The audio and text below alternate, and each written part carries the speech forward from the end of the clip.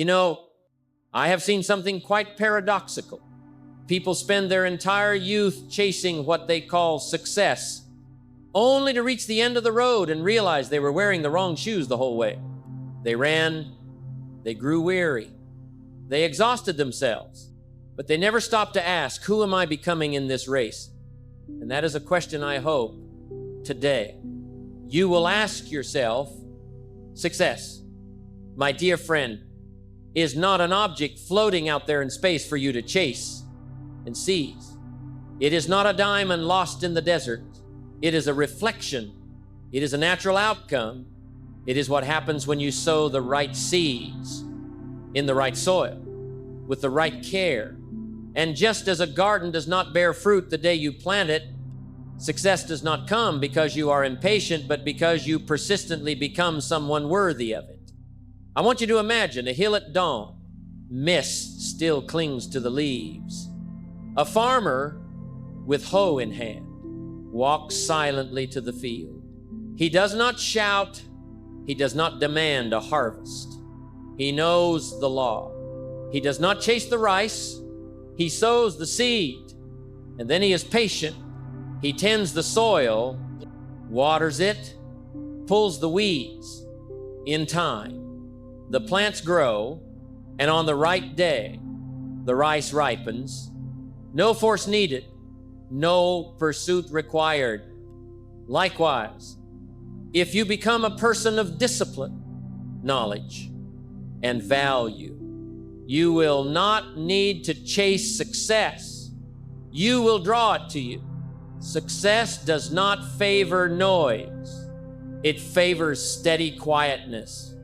It does not come to the impatient. It comes to the prepared. I remember my early days working with Earl Schoaf, my first mentor. He said something that woke me up. Jim, do not go chasing success. Work on yourself.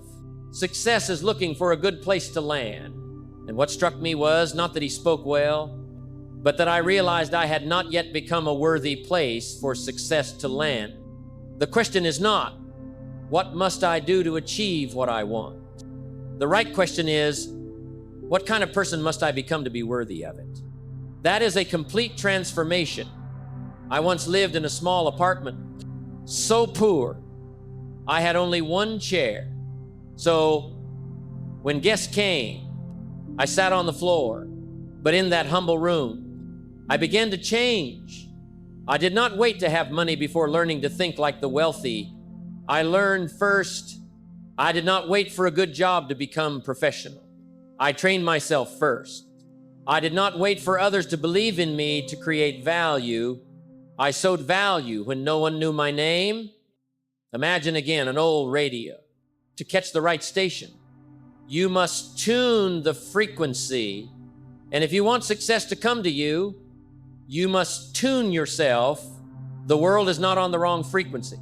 You are not yet aligned. Success does not favor pretenders. It seeks the honest. It does not favor those who do things only to be seen. It seeks those who do things even when no one is watching. It does not come because you shout for it. It comes because you are steady, persistent, and worthy. I once asked a young man, how much money do you want to earn? He said, I want to earn $1 million. I asked, have you become someone capable of delivering $1 million worth of value? He laughed, then fell silent. I stayed silent too, because that was when he understood. You do not need to beg the world to pay you more. Make the world unable to resist paying you more. Become someone whose presence brings value. In your words, your actions, the products you create, the way you treat others. Let others think, how fortunate to work with this person. Then success will find you faster than you imagine. Like bees finding nectar, like a crowd seeking a true teacher, like light unable to resist a true flame. I say this with all the conviction of my life's experience. Success is not something you can chase. It is something you can become, and once you become the right person, you will not need to convince anyone. You only need to be present, and the world will recognize you. I do not know where you are on your journey, but I know this.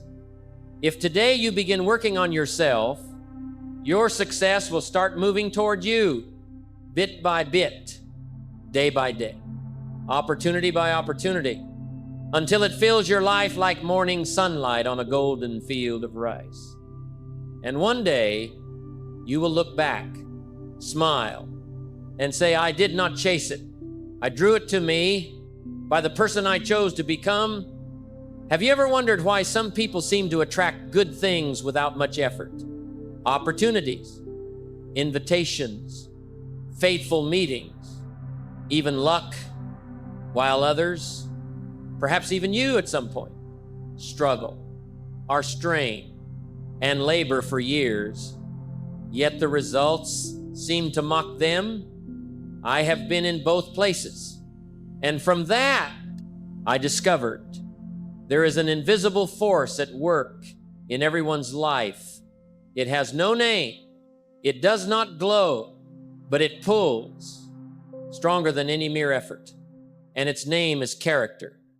You see, each of us emits a kind of invisible field. You cannot see it, you cannot touch it, but you feel it. When you enter a room, some people make you want to draw near, not because they are beautiful, but because they are trustworthy. Some people you want to work with, not because they are skilled, but because they have integrity. And some you want to avoid, even if they speak smoothly, because you sense a lack of sincerity. That is the field, that is character doing its work, attracting or repelling everything in your life. I often say, it is not the money, it is who you become, because money comes and goes. But character stays, and if your character is strong enough, it creates a steady pull so that even in silence, your value spreads. Even before you arrive, your reputation precedes you. Imagine a farmer growing oranges. He cannot stand in the field and shout, I want sweet fruit, if he has sown good seeds, cared for them properly, kept the soil clean, and nurtured the roots. The sweet fruit will come in season without shouting. Character is the same. You do not need to prove your trustworthiness everywhere. If your character already proves it through your actions. I had a friend who was never late, not even by a minute. He never broke a promise, even a small one. He carefully noted the names of everyone he met and asked after them sincerely. Once, I asked him, why were you chosen as a partner when others were more talented? He smiled. Because I am the one people can trust when the lights go out. When the lights go out, meaning when no one is watching. But the field of character needs no light to shine. People do not do business with you because of your degrees. They do business with you because they feel secure. They do not give you opportunities because of your promises. They give them because you are reliable, and they do not keep you in their lives because you are skilled, but because you are kind, consistent, and sincere. The question is, what is your character attracting? If you feel rejected, overlooked, or passed over, do not rush to blame the market, the environment, or luck. Return to yourself and ask, what am I emitting? A discontented person cannot attract joy. A judgmental person cannot attract trust. A person who only takes cannot attract generosity. Character is a series of invisible habits. It is how you act when no one is watching. It is how you respond when tested. It is how you handle power or temptation, and with each moment, you program your own field. Want a great career? First, be someone whose words match their actions. Want good partners? First, be someone who stands for what is right. Even if no one applauds, want loyal clients. First, be someone who never lets greed outweigh integrity. All great things begin with the small character you show daily. And the strange thing, when you build a strong character, you do not need to flaunt it. Opportunities will follow the scent of your integrity. Trustworthy people do not need advertisements. They only need to live truly, because the world lacks truth so much that a single honest person standing still draws all eyes. I once said, success is what you attract by the person you become, and character shapes you every day. It is not loud. It is not flashy, but it is what makes others trust you before you speak a word. It is what gets you invited into important rooms, not because of status, but because your presence makes others feel safe. So, if you want your life to change, start with your own field. Remove what is false. Fix what is distorted. Fill what is empty. And day by day, action by action, you will become someone opportunities cannot ignore. Let others feel you before they understand you. Let your character precede your reputation. And let the field you create draw not only success, but also respect. What surprised me most in my early years of striving, I worked as hard as anyone, even harder, yet my results were no better than others. I worked 10 hours a day, 6 days a week, but my account was still empty. I thought, what is wrong with me? Then I met a man, a teacher, who said something I will never forget. Jim, you do not get paid for time. You get paid for value. That was the day I began to wake up. You are not paid for living on earth for 40 years. You are paid for what you create in those 40 years. Time is fair. Everyone has 24 hours a day. But value is not fair. It reflects the difference between the ordinary and the exceptional. You can spend an hour playing, drifting, or complaining. Another can spend that hour learning something new, building a skill, expanding their mind. Same time, different outcomes. So time does not decide. The value you put into that time determines your reward. I knew someone who did the same job as me, selling, meeting clients, making calls, but he earned 3 times what I did. I was jealous. I thought he was lucky. Then I watched him and I saw he was not better because of his hours. He was better because of the value he brought to each hour. He prepared more thoroughly. He listened to clients more deeply. He did not speak more, but every word carried weight. He did not work harder, but he worked sharper. The world does not reward exhaustion. It rewards results. No one pays you for being busy. They pay you for solving their problems, improving their lives, or adding value to the community. Imagine a machine repairman. A factory breaks down, losing thousands of dollars an hour. They call the best repairman. He arrives, observes for 5 minutes, then taps one spot on the machine. It runs again. He bills $10,000. The owner protests. You only tapped it once. Why $10,000? The repairman smiles. $1 for the tap. $9,999 for knowing where to tap. That is value, not time, but wisdom, experience, judgment, and precision in every action. So the question is not, how many hours do you work, but what kind of person have you become in those hours? When you improve yourself, every hour you live becomes more valuable. Every word you say carries more worth. Every action you take has greater impact. I was once a poor young man, not because I lacked time, but because I had not learned to create value from time.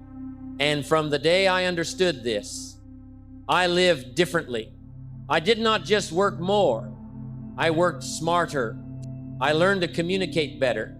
I trained my ability to observe, to present, to connect.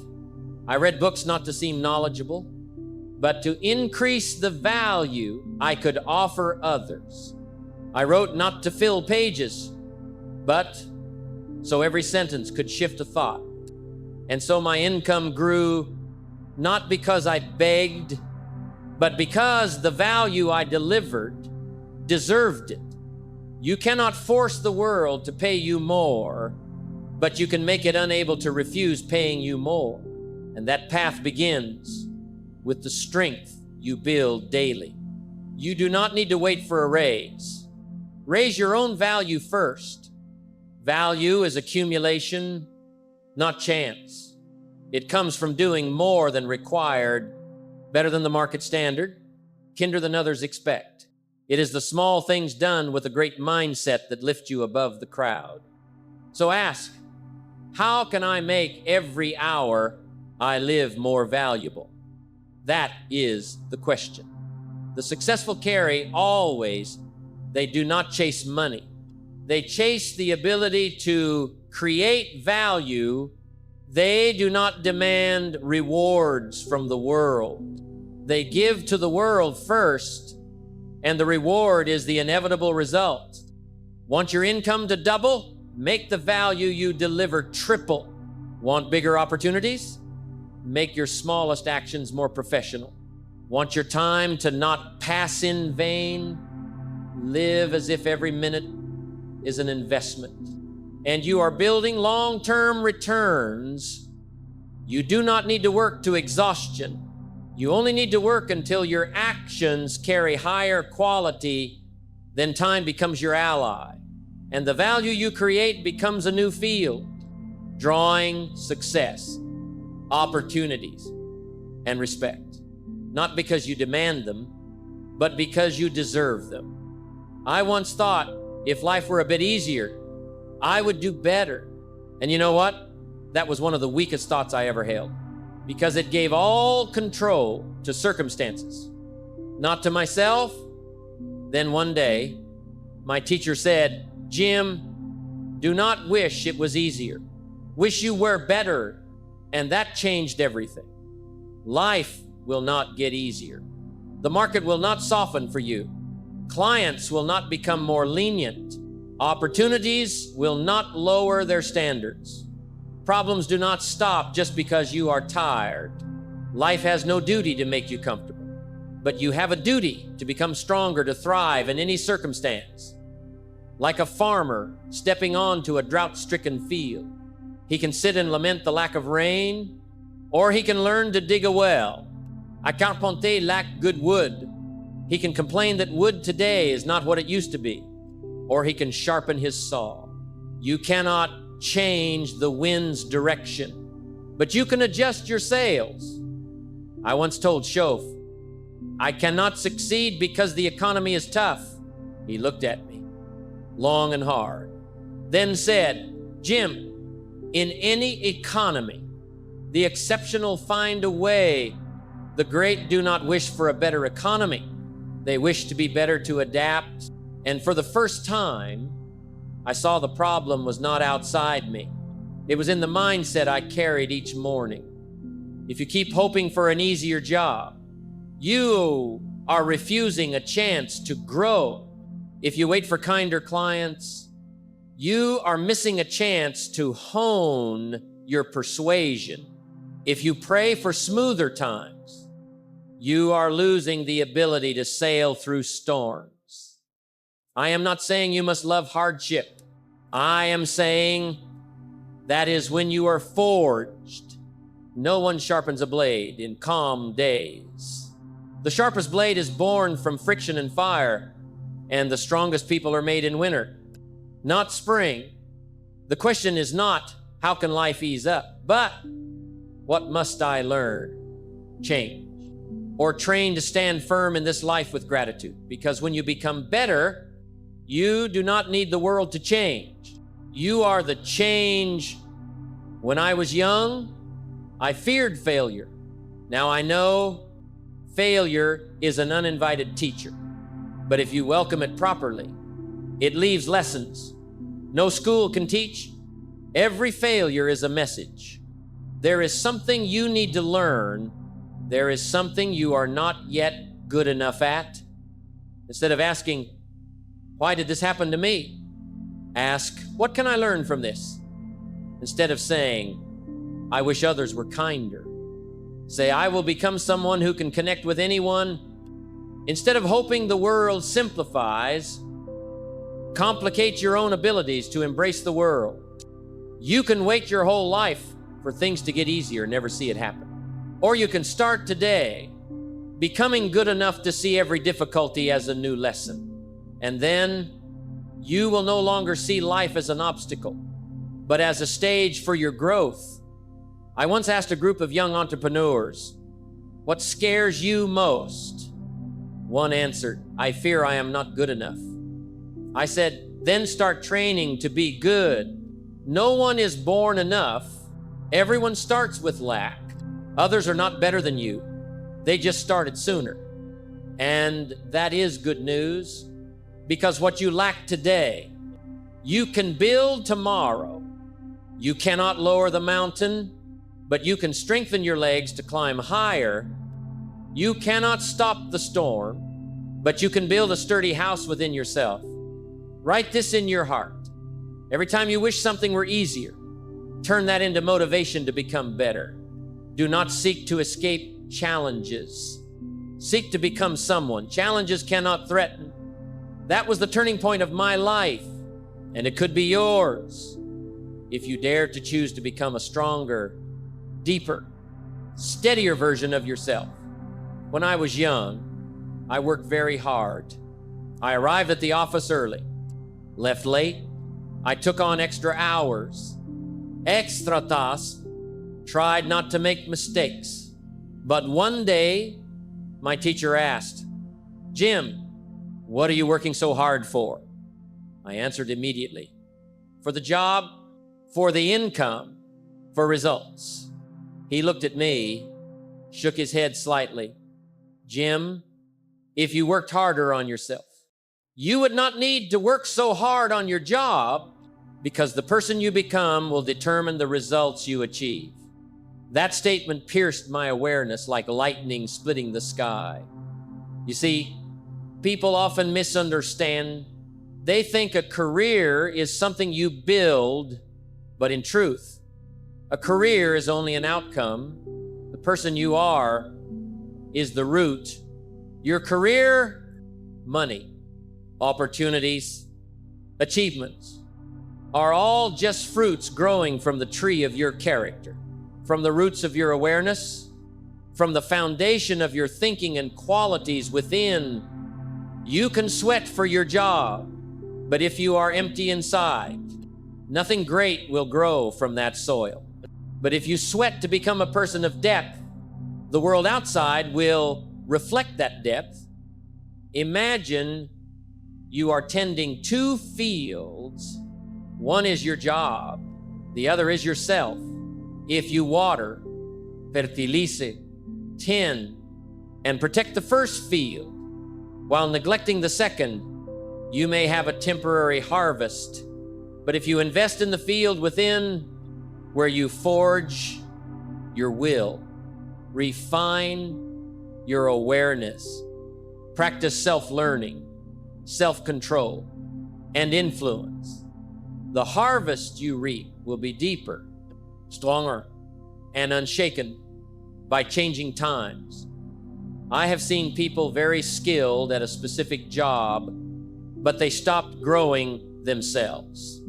And then, when that job vanished, when the company shifted, when the market changed, they were lost, adrift, unsure where to go, because they invested everything in the external, forgetting the one thing that cannot be taken away, themselves.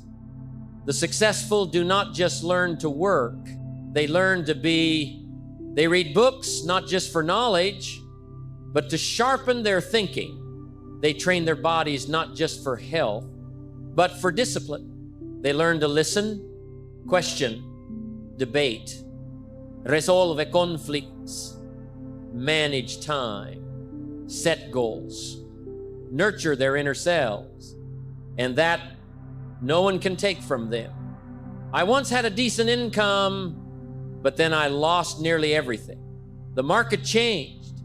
The company vanished. The cash flow dried up, but one thing I did not lose was the person I had become. And because of that, I rebuilt, and I rebuilt faster, strong on. Because this time I did not start from zero. I started from myself. Remember, jobs can change. Titles can vanish. Companies can collapse. But the person you are, if you invest rightly, will always be the foundation you return to. Learn every day, not for degrees, but because you deserve a better version of yourself. Read books that challenge you because they unlock levels of understanding you have not touched. Spend time in quiet reflection, not to escape the world, but to understand how you live in it. Invest in your health, because if your body fails, your dreams cannot soar. I once told a group of students, you are preparing for a job, but are you preparing yourself? Do you spend time practicing how to speak, write, think logically, stay calm under pressure, remain kind? Because the job you have tomorrow is the result of the person you become today. An employee, if they strive daily to become exceptional, will not remain an employee forever. A small business owner, if they wake each morning asking, how can I serve better than yesterday, will not stay small forever. Because when you lift yourself, the world cannot help but see you. So do not just work, be. Do not just earn a living, create a life of depth. Do not just complete tasks, complete yourself. Because in the end, you are not rewarded for working 30 years.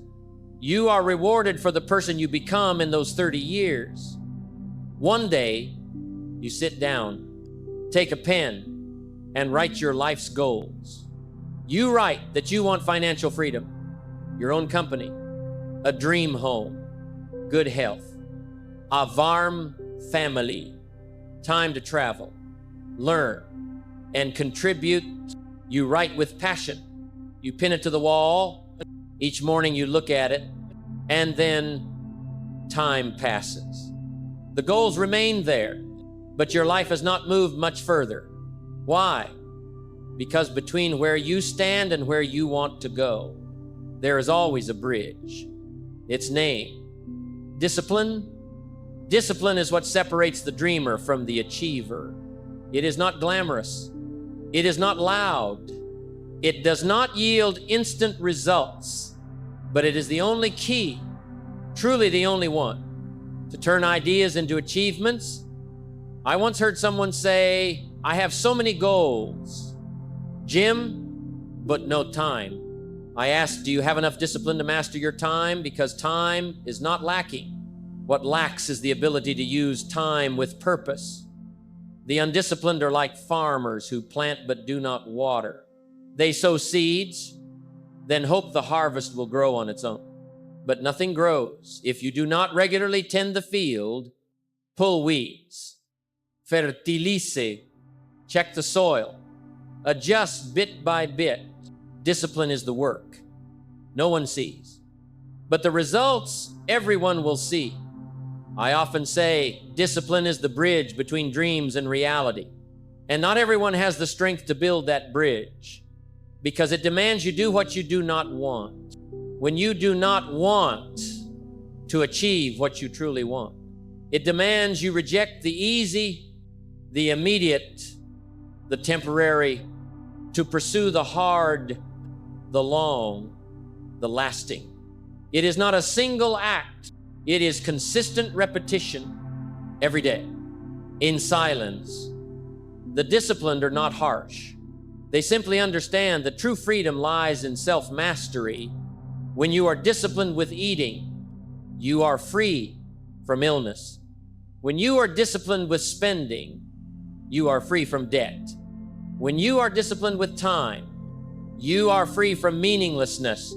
When you are disciplined with emotions, you are free from outbursts and hurtful words. I am not saying you must become rigid. I am saying have boundaries strong enough to protect what matters. Have commitments clear enough that you cannot make excuses. Have a schedule where you, not your emotions, decide. Some say, I lack motivation, so I cannot start.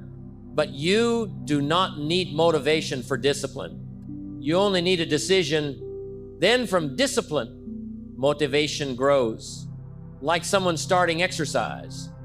They do not always want to go to the gym, but after 21 days, 30 days, 60 days, they no longer rely on inspiration. They live by a system, and that system is discipline. Imagine this.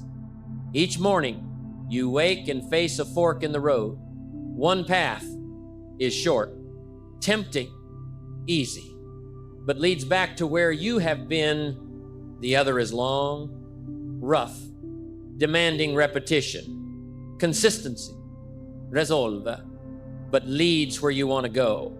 Each day you choose, and no one knows, but after 3 months, 6 months, a year, the world will see what you chose. Discipline is the price you pay today to avoid paying with regret tomorrow. Like a farmer rising before dawn, working in the cold mist while others sleep, so that when the season comes, he does not worry. He has sown, watered, tended, and he deserves his harvest.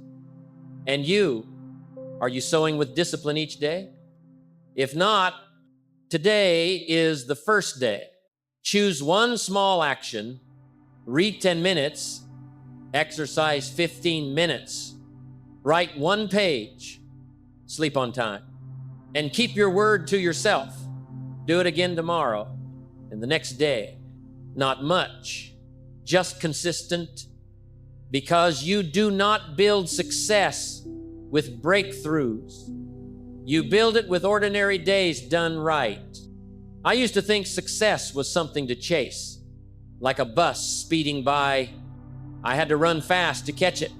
I thought if I worked more, hustled more, and spoke more, proved more, success would stop and let me on. But then I realized something entirely different. Success is not something you chase, it is something you attract. And the only thing that can attract success is the person you become. Imagine you are a magnet. Every thought, every belief, every value, every skill you have shapes your magnetic field. And that field decides what you attract. If you are impatient, unstable, negative, you may find yourself attracting chaos. But if you become someone with awareness, discipline, kindness, and direction, you will see opportunities, people, relationships, and good circumstances start to appear. This is not magic. It is a law. The successful are not lucky.